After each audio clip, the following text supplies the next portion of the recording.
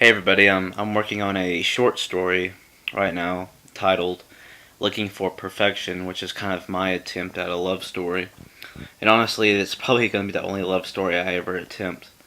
Because I kind of like sticking solely to writing love poems when it comes to my idea of love. And this is just my attempt at a love story. It's a short story, like I said, titled Looking for Perfection. Perfection. And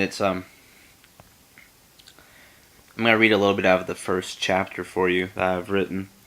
And kind of the way I have the beginning of it set up is I have like a 3.5 paragraph intro section to the two main characters of the story and kind of shitty situations they're coming out of and trying to cope with that and push forward. And then I have the actual beginning of the chapter after that. I'm going to read a little bit of the actual beginning of the chapter after the introduction of the characters. And I'm going to read about 4 paragraphs of the official story. Today's going to be a shitty day, thought John as he sat at his desk. If I didn't rely on this damned green, I would have just called out this morning. John had to catch himself from saying that out loud due to the secretary passing by. She's such a gossip, thought John. She'll make it sound like it is more than it is, like a bigger situation. Then the desk phone began to ring. Great. They're calling already, John mumbled to himself. Cell phone market, the place to get your cellular needs. This is John speaking. Yes, my name is Cassidy. I have been a customer of yours for a while, but I want something that is a lot more simple than what I have. Maybe something that is just call and text? Do you have anything like that? She sounded distressed, but he didn't think over it too much. Yes, John replied.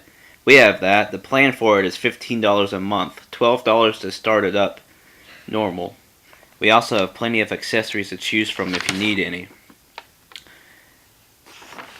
No thank you. On extra items, Cassidy replied. I understand it's part of your job to ask, but I just simply need the phone. You know, to get a hold of close friends and family, vice versa. You understand. Alright. That is good, John said. It not being a day he wanted to argue with customers anyway, especially when they were trying to hide just as much as he was or more. If it's convenient for you, just bring your old phone in and you won't have to pay the $12 on your first month. And your first month will be free. Just trade it in for your new one. Thank you so much, Cassidy said gratefully. She sounded a bit more relieved now than the start. Just to check, is the website still accurate on the address of your business? John replied, yes. Okay, I will bring it over tomorrow morning around 9:30 or 10. Sounds good, Miss Cassidy, she repeated. You don't have to call me Miss Cassidy, though. Just Cassidy is fine. Okay, Cassidy, I am off tomorrow, but just tell them you talked to me and the deal we worked out, and they will take care of you. Thank you for being so kind, John. I know it seems silly, but it means a lot. No problem, John said. You have a good day. You too, Cassidy replied. Bye, Cassidy. Bye, John. And that's the first little bit of the first chapter.